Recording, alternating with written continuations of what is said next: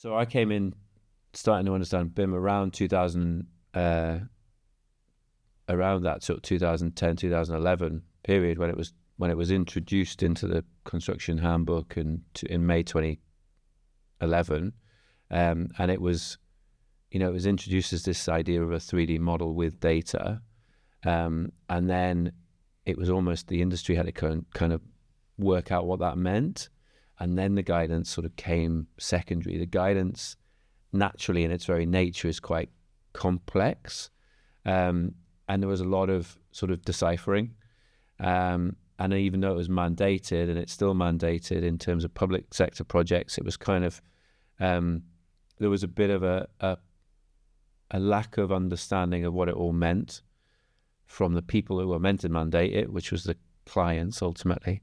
And so you had a lot of consultants, and I'm a consultant, but hopefully we didn't overcomplicate it. You've got a lot of consultants overcomplicating it for various reasons. Everyone's trying to do their best, but ultimately overcomplicating what is a relatively straightforward process of defining what you want at the start, in what format you want it from a data perspective, working through a competent team to deliver it, and then getting a handover at the end. But there's a lot of competency and complexity in trying to do that.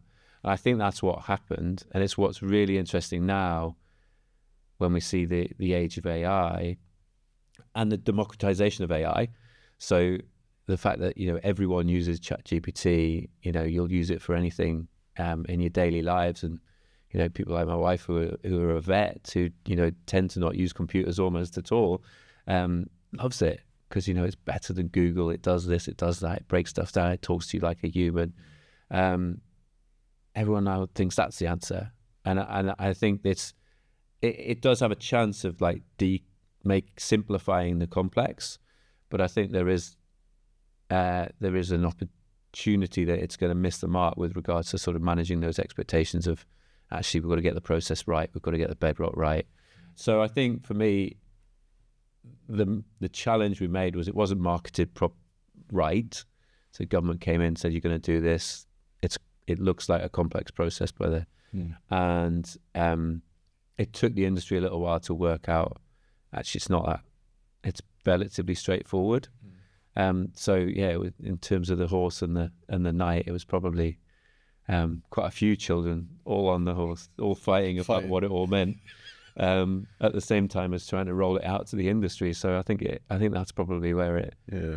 So the process, I think, is it stands true and it's still used today. I think it was just the way it was rolled out was probably the bit that we learned lessons from. And now looking at the work that we do in America or Australia or Canada, we're trying to take the best bits of what is now a mature process in the UK, yes, and implement it in a relatively simple, less complex methodology around, rolling it out, which has worked really well.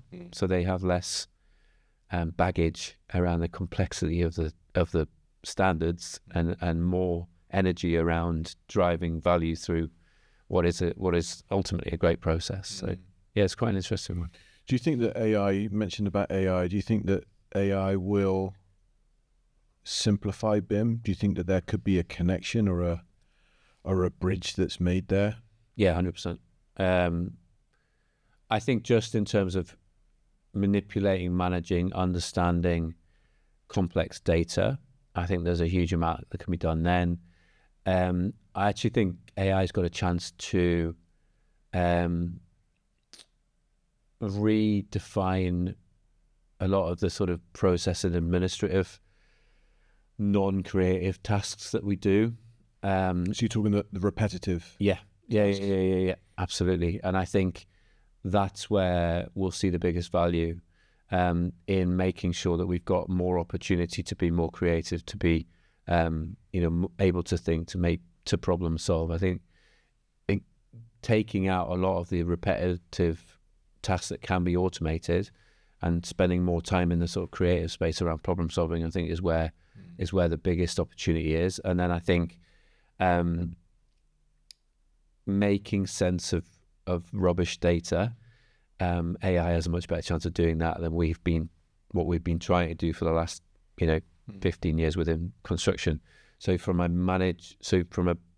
asset management perspective, facilities management perspective, there's been a huge gap in quality data, which has held organizations back from managing their buildings most effectively.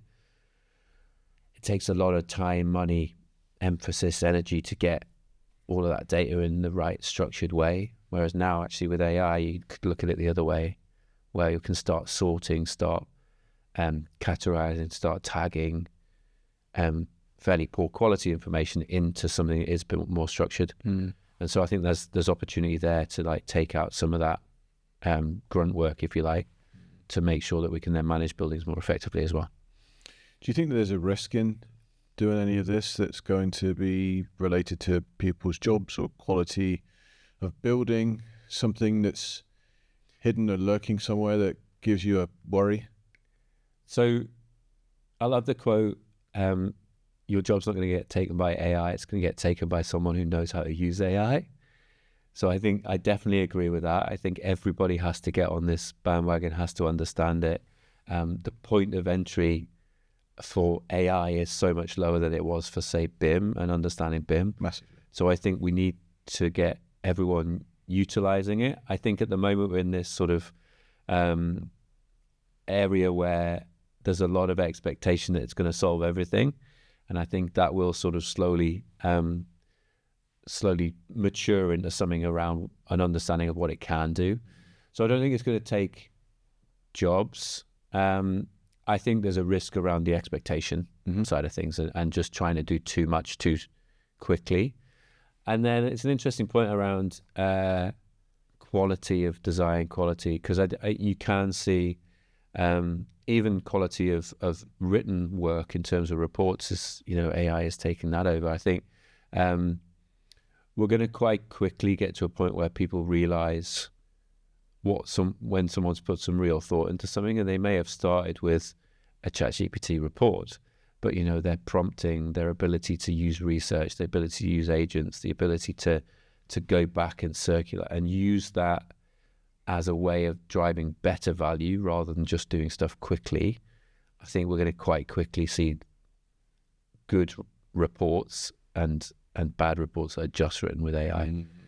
So I think, again, it's that point about humans who know how to use AI are going to be the ones that succeed, and that is that interplay between using it as a tool rather than using it to do a job. And just going back to the point that you made before with reference to leaving the human to do the creative bit, I think that's where the AI with the human actually increases the capability and capacity of creative, not just thinking, but also application is that joint force, as opposed to and that joint force adds value. Yep. As opposed to I just want something done this quick because it improves my margins. I think that will stand out like a sore thumb for sure, because both are trying to improve your margins, add more value, improve your margins. Just do it quicker, improve your margins. One of them is more sustainable than the other.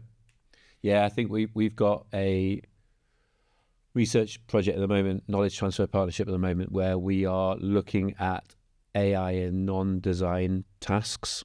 So, whether it's supporting proposals, whether it's managing financial tasks, whether it's managing information filing and document control, and all of the stuff that is outside of the creative process. That's where we're trying to focus, where AI fits in, because if you can do that part of the process quicker and more efficiently, you can spend more time.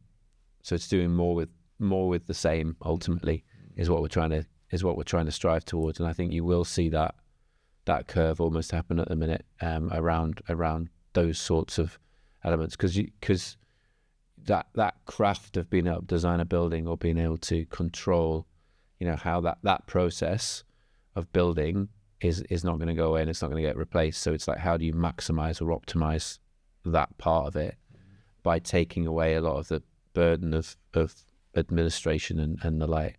I guess the challenge is always going to be new shiny stuff to play with versus getting on with the important stuff, I suppose. Where do you see the future of the construction industry then when it comes to the mix of AI, sustainability, climate change, increase in prices, issues potentially with workforce? We had a conversation earlier on to say about how the world and how people have changed because of the likes of Teams and how that's related to COVID. So when you put all that mix together, what do you think the future looks like for you? I think it's a really interesting question, and it's a massive question as well, isn't it? In the sense of, you can already see where people are using technology to improve quality, and that could be with a human interaction. It could be with robots. It could be built off-site. It could be, and all of those things are going to play a part in what we do. I think we're going to gain a massive understanding of the sustainability side of things. So energy, so operational carbon, embodied carbon. That understanding of product of MEP solutions of, is going to just grow and grow and grow, and they're going to be more and more opportunities to specify products or specify methodologies that reduce output, carbon output in buildings, which is going to be very important moving forward, I think, and that'll build into retrofit, refurb of the existing building stock as well as the new building stock. I think we've got a way to go with regards to understanding how people use buildings versus collecting data on them. So a lot of my PhD was all about, we design a building, how is it then used? It's probably used very differently to the way it was designed or the way it was emphasized. People use informal meeting spaces a lot more than they do in a design. You have meeting rooms that everyone complains that they can't get into, but there's an awful lot of activity happening in an awful lot of different areas within buildings, and that's just one example. There's all sorts of different examples of how people actually use a building once they're in it. So I think there's a bit of a disconnect there at the minute. If you look at smart buildings at the minute, it's all about throwing tech at it. It's all about taking the autonomy away from the user. As soon as you take autonomy away from opening windows, some people feel cold, some people feel hot. You can't succeed with regards to sort of taking that autonomy away. So I think there's a bit of understanding there happening. And I just think all of that will improve over time, and we'll slowly get closer and closer to, great buildings that are energy efficient, net zero, and are making the right impact on the world. I think we're just in a really interesting transition at the minute where we're talking about the rise of AI, but at the same time knowing that how much water that uses to cool the data centers it's using, how much energy it uses. Now, energy is probably a relatively straightforward solution in the sense that you use solar or wind or renewables to make that work.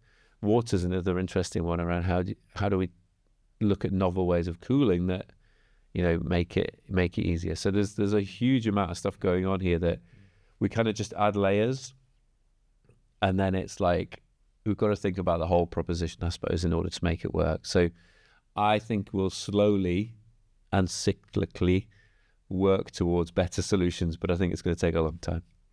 Are you familiar with that story that when the UK had colonized India, there was an issue with the cobra snakes biting people? Have you heard this? Have you heard the story before? No. Okay, so the story is it's posed as a true story. Whether it is true or not, I don't know, but I like the story. So the British are out in India and they're being plagued by these snakes, by these cobras, and so what they decide to do is incentivize the locals to catch these snakes and bring the snakes to them, and you'd exchange it for money. Great, so that's what happens. The locals then think, this is really good. I can start breeding these snakes and I can get a really good income. So they set up these farms hidden away from the British that are paying them the money for catching, in inverted commas, these snakes. The British then get wind of these farms that have been set up, and it's like, no, that's not what we wanted. So they say, right, the deal's off. We're no longer giving you money for snakes. And everyone that has created these snake farms, like, okay, then we'll just let the snakes go. So all the snakes go off into the wild. So what started off as this is what we're trying to do to solve a problem, inadvertently turned into making the problem worse.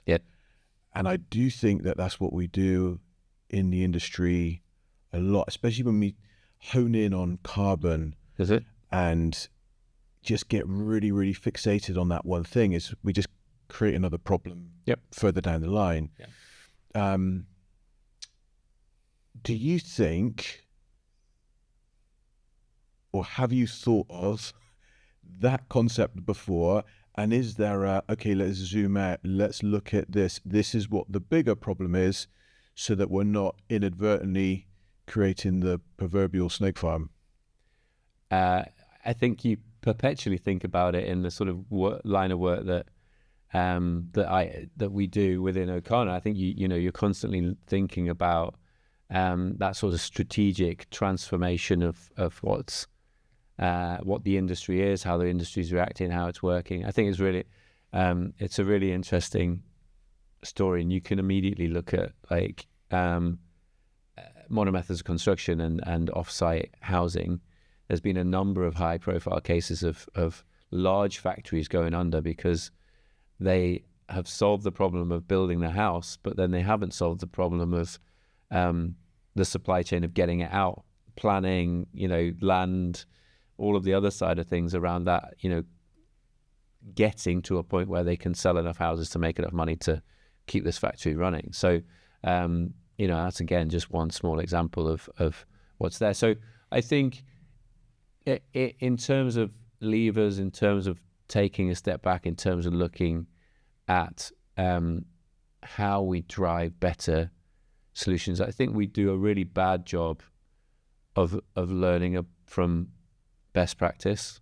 So we just continually kind of reinvent the wheel, or we continually think something's a good idea without looking at different propositions in different places around the world. And I think that there's a huge opportunity to look at best practice globally and really start to understand what works, what doesn't, and really start to provide a bit more of an emphasis around that trickle down effect of if you set the right levers, the right policies, then you're going to be able to drive this through. Another example of certainly in the UK, without getting too political, is we have a great ambition of driving large scale programs, whether it's a new hospital program, whether it's HS2, whether it's nuclear, but we perpetually pause them and perpetually try and do a rethink or reinvent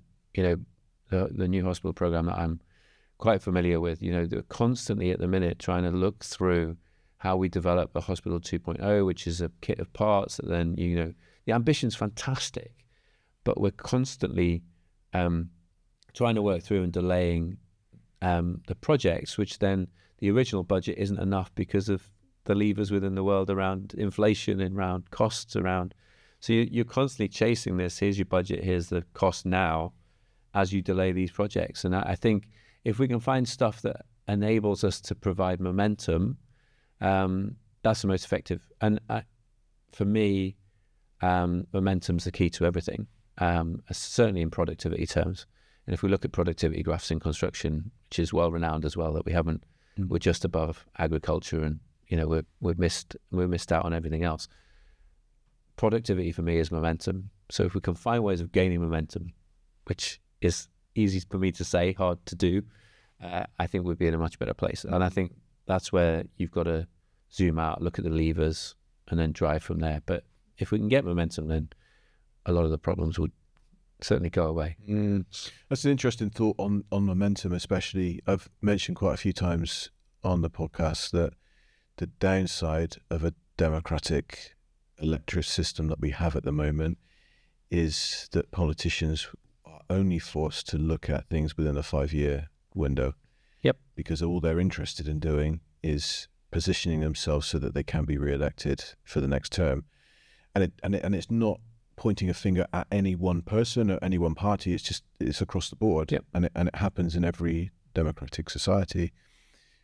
But I think in order with these large scale operations, they're going to be across multiple terms of leadership. So yeah, I've not yet worked out or even come up with an idea of how to transcend that when you talk about having things trickle down when you pull these levers, of actually how that, like a sensible suggestion of how that could actually happen. I think for me, it takes really strong leadership to bring in other parties, but cross-party groups that look at huge challenges is the only way we're going to do it. Because as soon as we take it out of politics and make it about all views so the NHS, one of the biggest challenges the UK has, and also one of the biggest strengths, you can't make that political. You shouldn't, in my mind. You should cross-party it, so it doesn't matter who is in charge at the time. There is a 50-year plan around the NHS and its facilities, which, there's a £9 billion backlog in facilities maintenance within the NHS. That's not going to be solved in the next 5 years in one term of a party or even 2 terms. You've just got to look longer term. And the only way you do that is by creating cross-party groups. But I think the thing that I see, though, is whatever goes across that term, so whether it's NHS, whether it's infrastructure, whether it's power, whatever it is, it goes across that, and then it becomes a political lever, football or a lever or a rod or whatever, because there are groups of people that think, how much is this costing? No, we should put that money into there. Yeah. And then the party will say, "Oh, that's really good. Yeah, we won't do that. We'll do this instead." Yeah. And so it just becomes that. It becomes that football, because the numbers become headlines. Yeah. As opposed to, this is an investment and this is what we're going to get at the end of it. Yeah. Yeah, it's really challenging. I don't disagree with what you're saying. Yeah. But I don't see a pathway of. We've got to find a way of taking longer term views on things, and I think that's the only way you can do it. And then it's looking at the greater good, or for the benefit of the UK in that instance. If we look at it through that lens, we've got a better opportunity to get there. But it's not easy because of the world that we live in now. It's hard to take long-term view because memory's shorter, information overload. There's only so much we can put in place. So it's very challenging, but we have to think about how we take longer-term views in order to maximize some of these hugely ambitious, brilliant projects. But you've got to take that longer-term view, or it'll just never happen. You made reference to not learning lessons from the past, and I'm wondering, have you thought much about stretching that concept to learning lessons from other industries? So I'll give you an example. Kodak don't exist anymore because they've just been taken out completely by the smartphone market, which was started by Apple. Yeah. Do you think there's a lesson there that the construction industry can learn? Do you think that we do that, or do you think that we could do that? I'm talking here private institutions here within the industry, as opposed to, legislation being mandated or compliance or anything like that from government. I absolutely think we can, but I also think it's impossible to predict what's going to win out. So for years we've talked about this, the high-profile case of Katira, for instance, and we've been talking for years that Amazon and Google are going to take over the construction industry, and it hasn't happened for various reasons. Katira was the all singing, all dancing. It's a technology company, not a construction company, and it went pop because they either misunderstood what the construction industry is, or they just got their market wrong, or there wasn't the supply chain and the levers to allow them to do it. So I think there is swathes of technology and companies and finance that are already looking at various different ways of winning out in this. It's impossible to predict where that comes from. The other classic is Blockbuster versus Netflix or Love Film at the time. Yeah. And no one could have predicted at the time where that was going to go. And I think we've got to just continually push the curiosity and absolutely learning lessons from other parts of other industries in order to maximize the opportunity to make drives towards different ways of doing things. Right. And then I think the flip side of that is understanding the landscape of construction, why the way it is. So the long tail, the number of one-person bands, two-person band, the number of very small architectural practices, the number of very small supply chain, the very few tier one contractors, in various different markets, and that the craft is in individuals of how we build, and the money is in very few. And it's like, how do they interplay and how do they interrelate, and how do you can't take these out. It's time and time again with MMC, with Katira, with legal and general, when they did their modular homes that went bust as well. That's been tried and tested a number of times and failed. You can't take out this craft.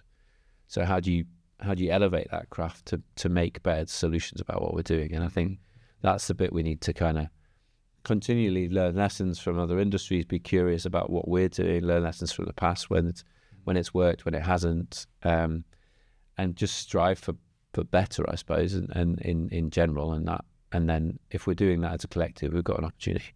So the word collaboration is, in my opinion, overused. But there's an approach that you appear to have which appears to be more authentic and genuine than the other kind of versions of collaboration that I think the reason I think it's overused is because it's a bit disingenuous, I think, when sometimes people use the word collaboration. But I think you've kind of got a little bit of a different approach to things. So Ocana was born out of two initiatives ultimately. BIM Academy, which was a digital construction consultancy that was which was founded by Northumbria University and Ryder Architecture, 50-50 joint venture. Let's see where this goes. The industry's changing. That grew up. I joined a couple of years into it after it started. That grew up into delivering some amazing projects around the world for Sydney Opera House, BMW, Lego, Royal Household, in digital construction, in BIM and training, which is where the name came from. So that grew up. At the same time as doing that, we had this, what we called the Ryder Alliance, which was an alliance of organizations around the world that shared values, became mates, wanted to do stuff together, happened to be in different regions and different places. And so, both of those are 15 years old. We relaunched as Ocana June last year and combined those two together. So you had the digital consultancy, which also then by that time had got sustainability consultancy in it, placemaking, safety, we'd sort of grown up anyway. We joined that with this community that had been going for 15 years of people who genuinely liked working together and wanted to share and never wanted to grow, and understood that reciprocating meant that they could get better value, not just in terms of cash, but in terms of learning from others, in terms of driving out. So the whole outcome, as opposed to just the financial outcome. Yeah, absolutely, and ultimately about learning from others and about enjoyment of working together. And I think that's what we've tried to harness, and it doesn't happen overnight. So there's people in that community that we now have that have been there for 15 years, that are continuing to work in there. And of course we bring in new members and new people that we think are doing interesting things, or have got a really interesting niche part of the industry that they're focused on and are best in class, or are driving the market in different ways. But the real interesting challenge for me has been about how you build cohesion around fairly diverse mindsets and different parts of the industry and different parts of work. Now, place shaping and how we manage master plan urban design kind of glues a lot of that together. Certainly sustainability, landscape design, master planning, and digital AI, all feed into that. So that has helped in terms of the lens there. And then the other thing was a real desire to do things a bit differently. So there are some big multinational, multidisciplinary organizations that we all know and all love. And, some people that, I've worked with over the last 20 years, some of the smartest people in the world work at those practices. But they are relatively bureaucratic, relatively slow.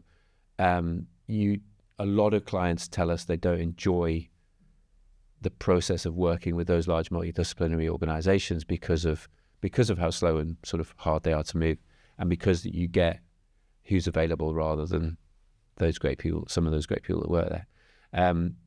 And so we wanted to do something different that was agile, was flexible. By having a number of different people and organizations working on the same project, you can be more flexible and more agile within that. You have to be more focused because you have less capacity, but you have less of a machine to feed as well because everyone's doing their own work as well as combining. So it's built on that, effectively, shared values, shared desire to change what we do, which is where Let's Shape Tomorrow comes from. It's ultimately about that shared value of wanting to change how we do it, and enjoyment of working together and being able to share knowledge, share best practice, share what we do with a wider audience across the world. So I think that's hopefully what comes across as authentic and genuine, because that's what it's all about. And it's really not about sort of driving the bottom line. It's about, how do we make this better, because everyone's, feeding their own machine. So we can be a little bit more focused about what we go after. How long's that organisation been going? You say 18 months? So June last year was when O'Connor started. Okay. Which is the consultancy arm, and this community sort of combined together. But then it's built off 15 years of these other two initiatives that sort of came together. And where do you see the future of that? What is the overall objective? Because it doesn't sound like you want to be a large multidisciplinary consultancy. No, I would love it if we could, organically grow as a built environment consultancy in our own right that delivers the services that we deliver, but then broadens our reach with regards to who the partners are, and bringing in partners that are genuinely at the top of their game with regards to how they're driving the industry.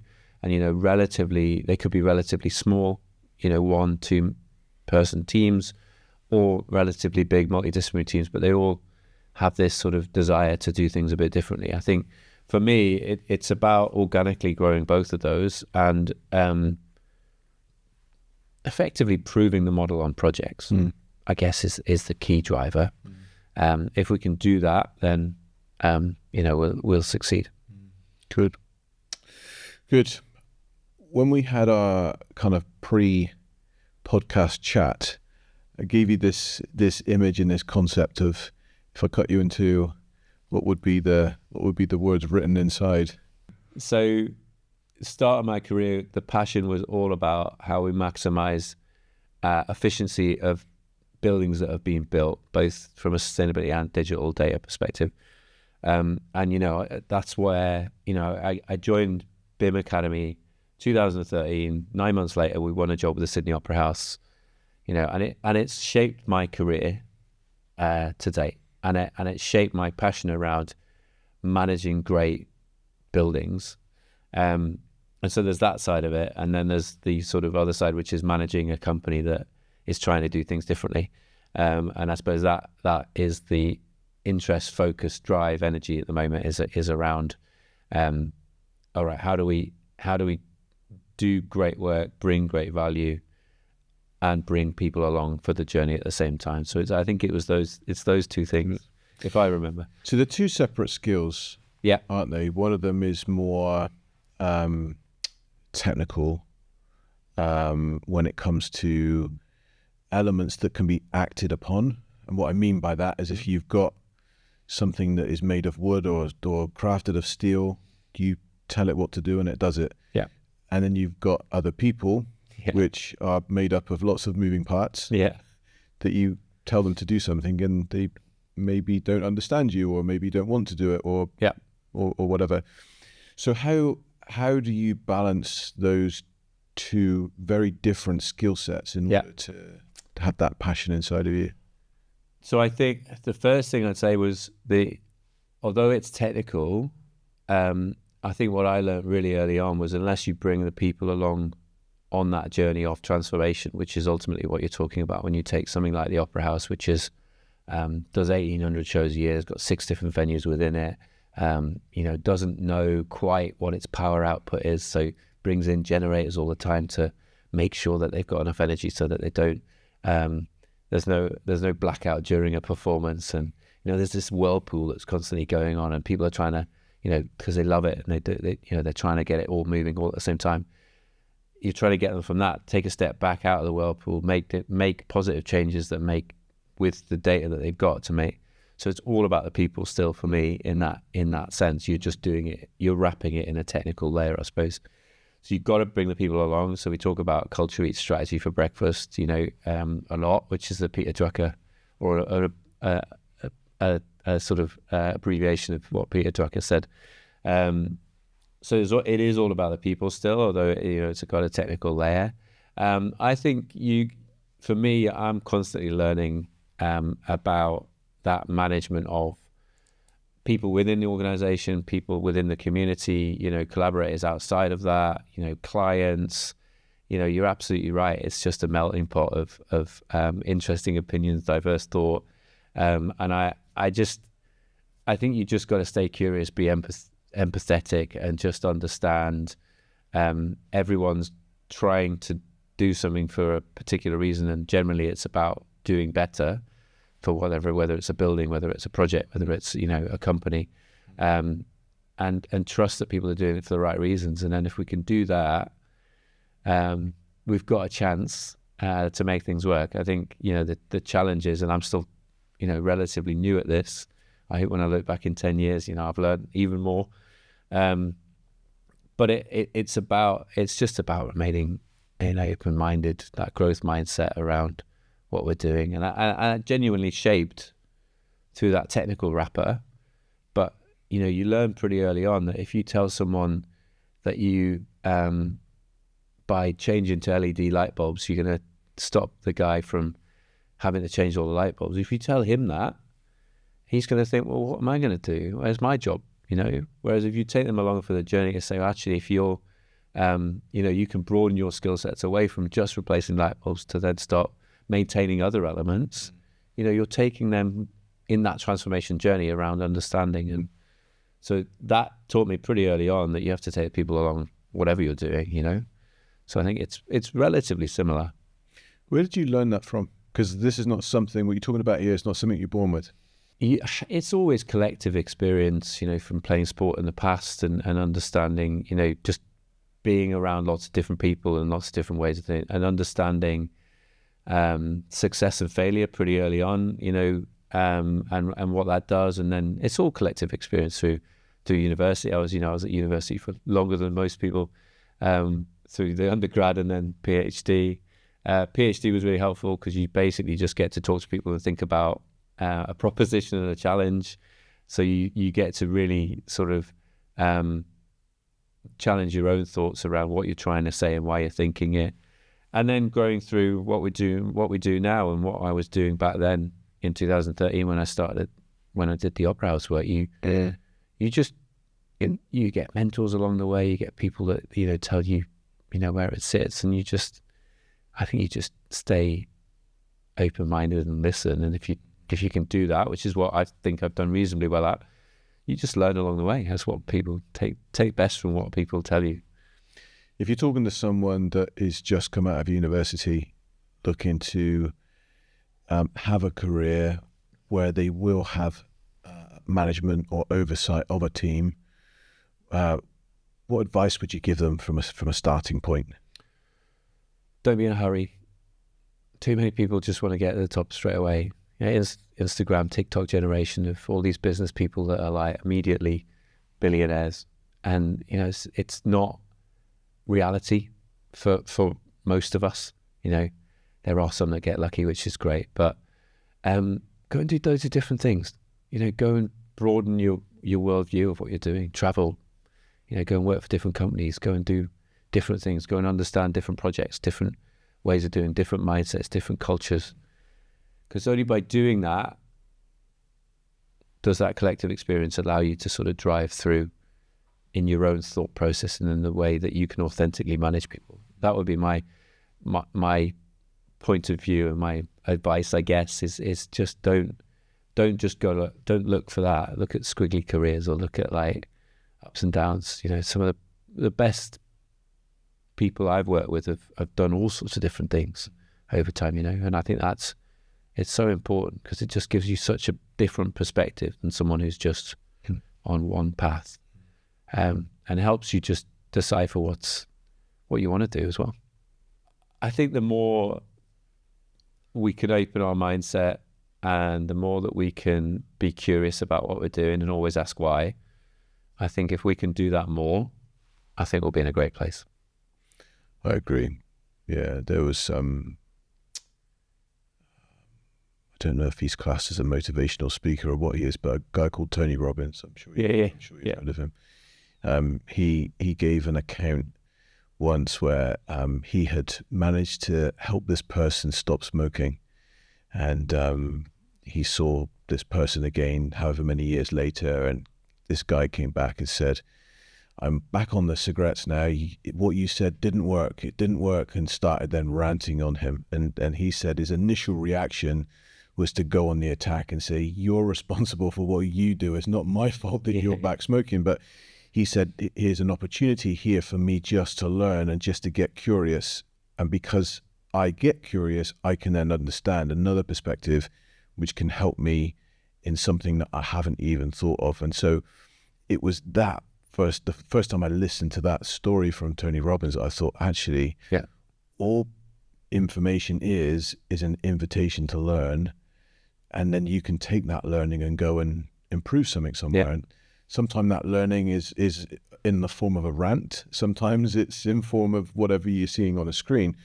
But when someone's presenting you with something, Darren, just be open. Graham, just be open. Just learn. And I think that's where I totally agree. I think that's where we're all guilty of reacting or responding to everything immediately, because we're just bombarded with information all the time now, right? Whether it's Teams, whether it's WhatsApp, whether it's emails, and you're constantly just reacting. And I think the more we can take a little bit of a step back and like take time to think about these things that don't need an immediate reaction, the better we can respond, the better we can teach, the better we can learn. And that's what we did when we were younger, right? When we were children, we just, I wonder what happens if you do this. Yeah. I wonder what happens if you do that. Just constantly, just micro experiments. It's like I tell my other kids all the time, it's like, why aren't you listening to me? And then you have to think, well, they're just trying, right? They're just trying it. It's like, I know that that's wrong. It's like, well, they don't. So they need to learn it. Yeah, I get it. It's all the same. Yeah, that's good. Well, Graham, it's been great having you on the show. Appreciate your wisdom, your perspective. And I also appreciate you doing what your mum said and going to do that PhD instead of hanging out on the ski slopes. Yeah, I do most of the time as well. No, thank you for having me. It's been brilliant. Thanks very much. Good. Thank you. Thanks for watching to the end. I think that you'll like this, but before you do that, just make sure that you've commented and liked below, and also that you subscribed.